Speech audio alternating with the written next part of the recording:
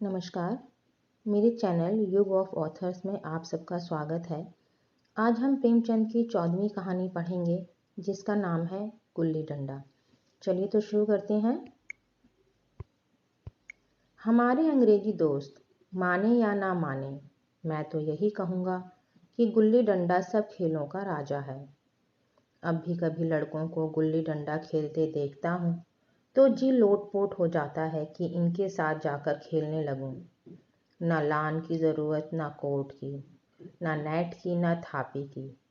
मज़े से किसी पेड़ से एक टहनी काट ली, गुल्ली बना ली और 2 आदमी भी आ जाए तो खेल शुरू हो गया। विलायती खेलों में सबसे बड़ा ऐब है कि उसके सामान महंगे होते हैं। जब तक कम से कम 1 सैकड़ा ना खर्च किया जाए, खिलाड़ियों में शुमार नहीं हो पाता। यह गुल्ली डंडा है कि बना हर फिटकरी के चोखा रंग देता है। पर हम अंग्रेजी चीज़ों के पीछे ऐसे दीवाने हो रहे हैं कि सभी चीज़ों से अरुचि हो गई है। स्कूलों में हर एक लड़के से 3-4 रुपए सालाना केवल खेलने की फीस ली जाती है। किसी को यह नहीं सूझता कि भारतीय खेल खिलाएं जो बिना दाम कौड़ी के खेले जाते हैं। अंग्रेजी खेल उनके लिए हैं जिनके पास धन है।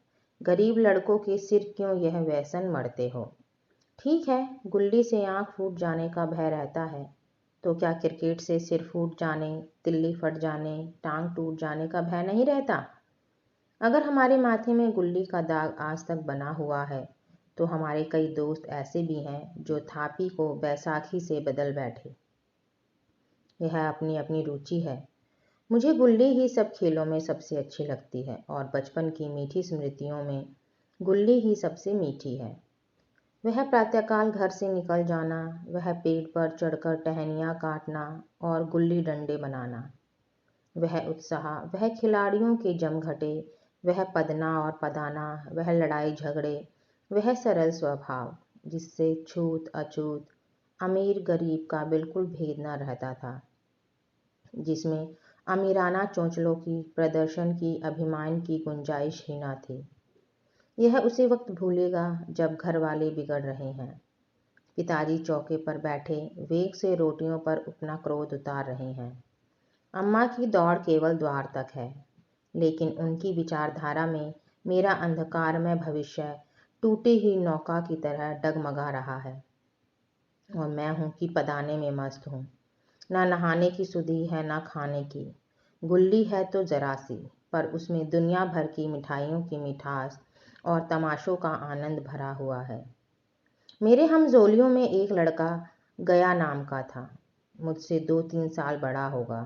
दुबला, बंदरों की सी लंबी लंबी पतली पतली उंगलियां, बंदरों की सी चपलता, वही झल्लाहट। गुल्ली कैसी ही हो, पर इस तरह लपकता था जैसे छिपकली कीड़ों पर लपकती है। मालूम नहीं उसके माँ बाप थे या नहीं, कहाँ रहता था, क्या खाता था, पर था हमारे गुल्ली क्लब का चैंपियन। जिसकी तरफ वह आ जाए उसकी जीत निश्चित थी। हम सब उसे दूर से आते देख उसका दौड़कर स्वागत करते थे और अपना गोइया बना लेते थे।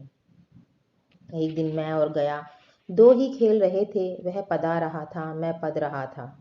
मगर कुछ विचित्र बात है कि पदाने में हम दिन भर मस्त रह सकते हैं, पदना 1 मिनट का भी अखरता है। मैंने गला छुड़ाने के लिए सब चालें चली, जो ऐसे अवसर पर शास्त्र विहित न होने पर भी क्षम्य है। लेकिन गया अपना दांव लिए बगैर मेरा पिंड ना छोड़ता था। मैं घर की ओर भागा, अनुनय विनय का कोई असर ना हुआ था।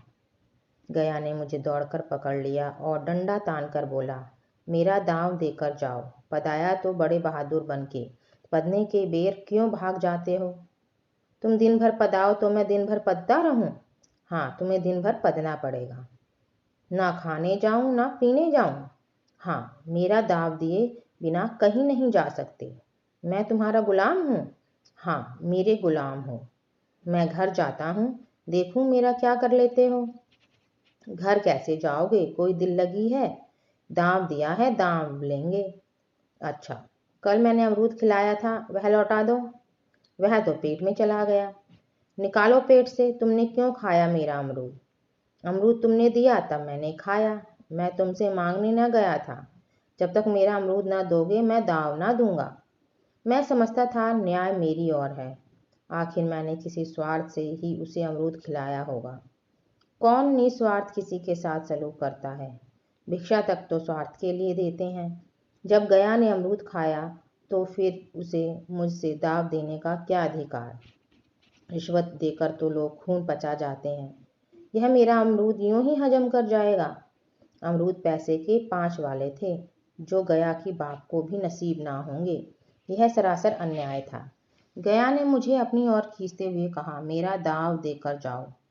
अमरूद समरूद मैं नहीं जानता। मुझे न्याय का बल था, वह अन्याय पर डटा हुआ था। मैं हाथ छुड़ाकर भागना चाहता था, वह मुझे जाने ना देता। मैंने उसे गाली दी, उसने उससे कड़ी गाली दी, और गाली ही नहीं, एक चांटा जमा दिया। मैंने उसे दांत काट लिया, उसने मेरी पीठ पर डंडा जमा दिया। मैं रोने लगा। गया मेरे इस अस्त्र का मुकाबला ना कर सका। मैंने तुरंत आंसू पोंछ डाले, डंडे की चोट भूल गया और हंसता हुआ घर जा पहुंचा। मैंने थानेदार का लड़का एक नीच जाति के लौंडे से पिट गया। यह मुझे उस समय भी अपमानजनक मालूम हुआ, लेकिन घर में किसी से शिकायत ना की। उन्हीं दिनों पिताजी का वहां से तबादला हो गया। नई दुनिया देखने की खुशी में ऐसा फूला कि अपने हमजोलियों से बिछुड़ जाने का बिल्कुल दुख ना हुआ। पिताजी दुखी थे, वह बड़ी आमदनी की जगह थी। अम्मा जी भी दुखी थी, यहाँ सब चीज़ सस्ती थी और मोहल्ले की स्त्रियों से घेराव सा हो गया था। लेकिन मैं सारे खुशी के फूला ना समाता था। लड़कों में जीट उड़ा रहा था। वहाँ ऐसे घर थोड़े ही होते हैं। ऐसे ऐसे ऊंचे घर हैं कि आसमान से बातें करते हैं। वहाँ के अंग्रेजी स्कूल में कोई मास्टर लड़कों को पीटे तो उसे जेल हो जाए। मेरे मित्रों की फैली हुई आंखें और चकित मुद्रा बता रही थी कि मुझसे उसकी निगाहों में कितनी स्पर्धा हो रही थी। मानो कह रहे थे, तू भगवान हो भाई। जाओ, हमें तो इसी उजड़ ग्राम में जीना भी है और मरना भी। 20 साल गुजर गए। मैंने इंजीनियरिंग पास की और उसी जिले का दौरा करता हुआ उसी कस्बे में पहुंचा और डाक बंगले में ठहरा। उस स्थान को देखते ही इतनी मधुर बाल स्मृतियां हृदय में जाग उठीं कि मैंने छड़ी उठाई और कस्बे की सैर करने निकला। आंखें किसी प्यासे पथिक की भांति बचपन के उन क्रीड़ा स्थलों को देखने के लिए व्याकुल हो रही थी, पर उस परिचित नाम के सिवा वहाँ और कुछ परिचित न था। जहाँ खंडहर था वहाँ पक्की मकान खड़े थे। जहाँ बरगद का पुराना पेड़ था वहाँ अब एक सुंदर बगीचा था। स्थान की काया पलट हो गई थी। अगर उसके नाम और स्थिति का ज्ञान ना होता तो मैं उसे पहचान भी ना सकता। बचपन की संचित और अमर स्मृतियां बाहें खोले अपने उन पुराने मित्रों से गले मिलने को अधीर हो रही थी। मगर वह दुनिया बदल गई थी। ऐसा जी होता था कि उस धरती से लिपट कर रोऊं और कहूं, तुम मुझे भूल गई? मैं तो अब भी तुम्हारा वही रूप देखना चाहता हूँ। सहसा एक खुली जगह में मैंने 2-3 लड़कों को गुल्ली डंडा खेलते देखा। एक क्षण के लिए मैं अपने को बिल्कुल भूल गया कि मैं एक ऊंचा अफसर हूँ, सहाबी ठाट में, रौब और अधिकार के आवरण में। जाकर एक लड़के से पूछा, क्यों बेटे, यहाँ कोई गया नाम का आदमी रहता है?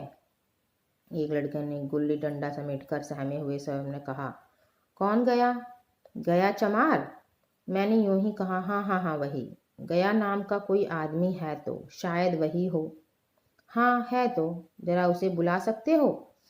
लड़का दौड़ता हुआ गया और एक क्षण में एक 5 हाथ के काले देव को साथ लिए आता दिखाई दिया। मैं दूर से ही पहचान गया। उसकी ओर लपकना चाहता था कि उसके गले लिपट जाऊं, पर कुछ सोचकर रह गया। बोला, कहो गया, मुझे पहचानते हो? गया ने झुककर सलाम किया। हाँ मालिक, भला पहचानूंगा क्यों नहीं। आप मजे में हो? बहुत मजे में। तुम अपनी कहो। डिप्टी साहब का साइज हूँ। मतई, मोहन, दुर्गा सब कहाँ हैं? कुछ खबर है? मतई तो मर गया, दुर्गा और मोहन दोनों डाकिया हो गए हैं। आप? मैं तो जिले का इंजीनियर हूँ। सरकार तो पहले ही बड़े जहीन थे। आप कभी गुल्ली डंडा खेलते हो? गया ने मेरी ओर प्रश्न भरी आंखों से देखा। अब गुल्ली डंडा क्या खेलूंगा सरकार, अब तो धंधे से छुट्टी नहीं मिलती। आओ आज हम तुम दोनों खेलें। तुम पदाना हम पदेंगे, तुम्हारा एक दाव हमारे ऊपर है, वह आज ले लो। गया बड़ी मुश्किल से राजी हुआ। वह ठहरा टके का मजदूर, मैं एक बड़ा अफसर, हमारा और उसका क्या जोड़। बेचारा झेप रहा था, लेकिन मुझे भी कुछ कम झेप ना थी। इसलिए नहीं कि मैं गया के साथ खेलने जा रहा था, बल्कि इसलिए कि लोग इस खेल को अजूबा समझकर इसका तमाशा बना लेंगे और अच्छी खासी भीड़ लग जाएगी।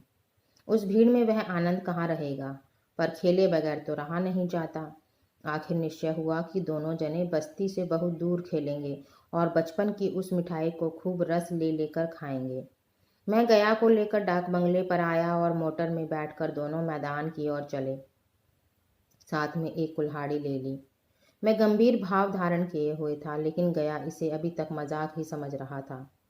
फिर भी उसके मुख पर उत्सुकता या आनंद का कोई चिन्ह न था। शायद वह हम दोनों में जो अंतर हो गया था यही सोचने में मग्न था। मैंने पूछा, तुम्हें कभी हमारी याद आती थी गया? सच कहना, गया झेंपता हुआ बोला, मैं आपको याद करता हुजूर किस लायक हूँ। भाग में आपके साथ कुछ दिन खेलना पड़ा था। नहीं, मेरी क्या गिनती, मैंने कुछ उदास होकर कहा। लेकिन मुझे तो बराबर तुम्हारी याद आती थी। तुम्हारा वह डंडा जो तुमने तान कर जमाया था, याद है ना? गया ने पछताते हुए कहा, वह लड़कपन था सरकार, उसकी याद ना दिलाओ।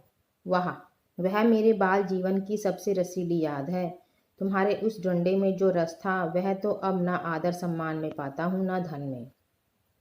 इतनी देर में हम बस्ती से कोई 3 मील निकल आए। चारों तरफ सन्नाटा है। पश्चिम और कोसों तक भीमताल फैला हुआ है, जहां आकर हम किसी समय कमल पुष्प तोड़ ले जाते थे और उसमें झुमक बनाकर कानों में डाल लेते थे। जेठ की संध्या केसर में डूबी चली आ रही है। मैं लपक कर एक पेड़ पर चढ़ गया और एक टहनी काट लाया। चटपट गुल्ली डंडा बन गया। खेल शुरू हो गया। मैंने गुच्ची में गुल्ली रखकर उछाली। गुल्ली गया के सामने से निकल गई। उसने हाथ लपकाया जैसे मछली पकड़ रहा हो। गुल्ली उसके पीछे जाकर गिरी। यह वही गया है जिसके हाथों में गुल्ली जैसे आप ही आकर बैठ जाती थी। वह दाहिने बाहें बाएं कहीं हो, गुल्ली उसकी हथेली में ही पहुंचती थी, जैसे गुल्लियों पर वशीकरण डाल देता हो। नई गुल्ली, पुरानी गुल्ली, छोटी गुल्ली, बड़ी गुल्ली, नोकदार गुल्ली, सपाट गुल्ली, सभी उसमें मिल जाती थी, जैसे उसके हाथों में कोई चुंबक हो, गुल्लियों को खींच लेता हो। लेकिन आज गुल्ली को उससे वह प्रेम नहीं रहा। फिर तो मैंने पदाना शुरू किया। मैं तरह तरह की धांधलियां कर रहा था। अभ्यास की कसर बेईमानी से पूरी कर रहा था। हुच जाने पर भी डंडा खेले जाता था। हालांकि शास्त्र के अनुसार गया की बारी आनी चाहिए थी। गुल्ली पर ओछी चोट पड़ती है और वह जरा दूर पर गिर पड़ती है तो मैं झपटकर उसे खुद उठा लेता और दोबारा टांड लगाता। गया यह सारी बेकायदगी देख रहा था, पर कुछ न बोलता था, जैसे उसे वह सब कायदे कानून भूल गए। उसका निशाना कितना चूक था। गुल्ली उसके हाथ से निकलकर टन से डंडे से आकर लगती थी। उसके हाथ से छूटकर उसका काम था डंडे से टकरा जाना। लेकिन आज वह गुल्ली डंडे में लगती ही नहीं। कभी दाहिने जाती है, कभी बाएं, कभी आगे, कभी पीछे। आध घंटे पदाने के बाद एक गुल्ली डंडे में आ लगी। मैंने धांधली की। गुल्ली डंडे में नहीं लगी। बिल्कुल पास से गई, लेकिन लगी नहीं। गया ने किसी प्रकार का असंतोष प्रकट नहीं किया। ना लगी होगी, डंडे में लगते ही तो क्या मैं बेईमानी करता? भैया, तुम भला बेईमानी करोगे? बचपन में मजाल था कि मैं ऐसा घपला करके जीतता, क्या तो क्या बच पाता। यही गया गर्दन पर चढ़ बैठता, लेकिन आज मैं उसे कितनी आसानी से धोखा दिए चला जाता था। गधा है, सारी बातें भूल गया। सहसा गुल्ली फिर डंडे से लगी और इतनी जोर से लगी जैसे बंदूक छूटी हो। इस प्रमाण के सामने अब किसी तरह की धांधली करने का साहस मुझे इस वक्त भी ना हो सका। लेकिन क्यों ना एक बार सब कुछ झूठ बताने की चेष्टा करूं। मेरा हरज ही क्या है। मान गया तो वाह वाह, नहीं तो 2-4 हाथ पदना ही तो पड़ेगा। अंधेरे का बहाना करके जल्दी से छुड़ा लूंगा। फिर कौन दाव देने आता है। गया ने विजय के उल्लास में कहा, लग गई, लग गई, टन से बोली। मैंने अनजान बनने की चेष्टा करके कहा, तुमने लगते देखा? मैंने तो नहीं देखा। टन से बोली है सरकार, और जो किसी ईंट से टकरा गई हो। मेरे मुख से यह वाक्य उस समय कैसे निकला, इसका मुझे खुद आश्चर्य है। इस सत्य को झुटलाना वैसा ही था जैसे दिन को रात बताना। हम दोनों ने गुल्ली डंडे को जोर से लगते देखा था, लेकिन गया ने मेरा कथन स्वीकार कर लिया। हाँ, किसी ईंट में ही लगी होगी, डंडे में लगती तो इतनी आवाज़ ना आती।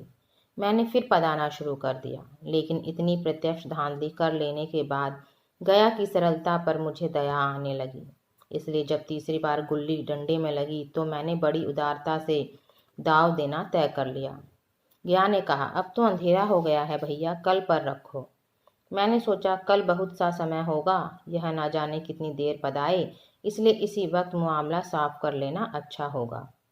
नहीं नहीं, अभी बहुत उजाला है, तुम अपना दाव ले लो, गुल्ली सूझेगी नहीं। कुछ परवाह नहीं। गया ने पदाना शुरू किया, पर उसे अब बिल्कुल अभ्यास ना था। उसने 2 बार टांड लगाने का इरादा किया, पर दोनों ही बार हुच गया। 1 मिनट से कम में वह दाव खो बैठा। मैंने अपने हृदय की विशालता का परिचय दिया। एक दाव और खेल लो, तुम तो पहले ही हाथ में हुच गए। नहीं भैया, अब अंधेरा हो गया, तुम्हारा अभ्यास छूट गया, कभी खेलते नहीं। खेलने का समय कहाँ मिलता है भैया। हम दोनों मोटर पर जा बैठे और चिराग जलते जलते पड़ाव पर पहुंच गए। गया चलते चलते बोला, कल यहाँ गुल्ली डंडा होगा, सभी पुराने खिलाड़ी खेलेंगे, तुम भी आओगे? जब तुम्हें फुर्सत हो तभी खिलाड़ियों को बुलाऊं। मैंने शाम का समय दिया और दूसरे दिन मैच देखने गया। कोई 10-10 आदमियों की मंडली थी। कई मेरे लड़कपन के साथी निकले। अधिकांश युवक थे जिन्हें मैं पहचान ना सका। खेल शुरू हुआ। मैं मोटर पर बैठा बैठा तमाशा देखने लगा। आज गया का खेल, उसका नैपुण्य देखकर मैं चकित हो गया। टाण लगाता तो गुल्ली आसमान से बातें करती थी। कल की सी वह झिझक, वह हिचकिचाहट, वह बेदिली आज न थी। लड़कपन में जो बात थी, आज उसने प्रौढ़ता प्राप्त कर ली थी। कहीं कल इसने मुझे इस तरह पदाया होता तो मैं जरूर रोने लगता। उसके डंडे की चोट खाकर गुल्ली 200 गज की खबर लाती थी। पदने वालों में एक युवक ने कुछ धांधली की। उसने अपने विचार में गुल्ली लपक ली थी। गया का कहना था गुल्ली जमीन में लगकर उछली थी। इस पर दोनों में ताल ठोकने की नौबत आई है। युवक दब गया। गया का तमतमाया हुआ चेहरा देखकर डर गया। अगर वह दब ना जाता तो जरूर मारपीट हो जाती। मैं खेल में ना था, पर दूसरों के इस खेल में मुझे वही लड़कपन का आनंद आ रहा था जब हम सब कुछ भूलकर खेल में मस्त हो जाते थे। अब मुझे मालूम हुआ कि कल गया ने मेरे साथ खेला नहीं, केवल खेलने का बहाना किया। उसने मुझे दया का पात्र समझा। मैंने धांधली की, बेईमानी की, पर उसे जरा भी क्रोध न आया, इसलिए कि वह खेल ना रहा था, मुझे खेला रहा था। मेरा मन रख रहा था। वह मुझे पदाकर मेरा कचूमर नहीं निकालना चाहता था। मैं अफसर हूँ, यह अफसरी मेरे और उसके बीच में दीवार बन गई है। मैं अब उसका लिहाज पा सकता हूँ, अदब पा सकता हूँ, साहचर्य नहीं पा सकता। लड़कपन था तब मैं उसका समकक्ष था। यह पद पाकर अब मैं केवल उसकी दया योग्य हूँ। वह मुझे अपना जोड़ नहीं समझता। वह बड़ा हो गया है, मैं छोटा हो गया हूँ। तो दोस्तों, आप सबको ये कहानी कैसी लगी कमेंट बॉक्स में ज़रूर लिखना, और इस कहानी को अपने दोस्तों को और अन्य को शेयर ज़रूर करना। धन्यवाद।